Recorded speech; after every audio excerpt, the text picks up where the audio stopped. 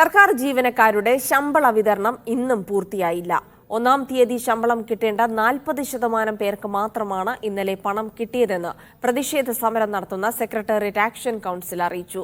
ശമ്പള വിതരണം പൂർണ്ണതോതിലാകാൻ 3 ദിവസമെങ്കിലും വേണ്ടിവരുമെന്നാണ് ധനവകുപ്പ് വിശദീകരണം. ഒന്നാം തീയതി ശമ്പളം ലഭിക്കേണ്ടത് സെക്രട്ടേറിയറ്റ് ജീവനക്കാർക്കും പോലീസ്, എക്സൈസ്, റവന്യൂ ജീവനക്കാർക്കുമാണ്. പ്രതിസന്ധി തീർത്തെന്ന് മന്ത്രി പറഞ്ഞതിന് പിന്നാലെ ചിലർക്കെല്ലാം കിട്ടി. ഭൂരിഭാഗത്തിനും ശമ്പളം കിട്ടിയില്ല.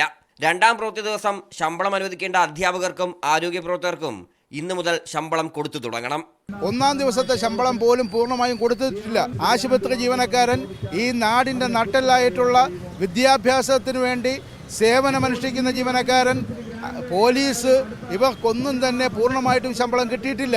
ആദ്യ 2 പ്രവൃത്തി ദിനത്തിൽ ശമ്പള വിതരണത്തിലുണ്ടായ പ്രതിസന്ധി പരിഹരിക്കാൻ 3 ദിവസമെങ്കിലും എടുക്കുമെന്നാണ് ധനവകുപ്പ് വിശദീകരിക്കുന്നത്. അതായത് 3ഉം 4ഉം പ്രവൃത്തി ദിനം ശമ്പളം കിട്ടേണ്ടവർക്ക് ഇനിയും കാത്തിരിക്കണം. കേന്ദ്രത്തിൽ നിന്ന് കിട്ടാൻ അർഹതയുള്ളത് 13,608 കോടിയാണ്. നാളെ സുപ്രീം കോടതി കേസ് പരിഗണിക്കുമ്പോൾ ഇത് ലഭ്യമാകുന്ന വിധം ഇടക്കാല വിധിയുണ്ടാകുമെന്നാണ് സംസ്ഥാനം പ്രതീക്ഷിക്കുന്നത്. മീഡിയ 1, തിരുവനന്തപുരം.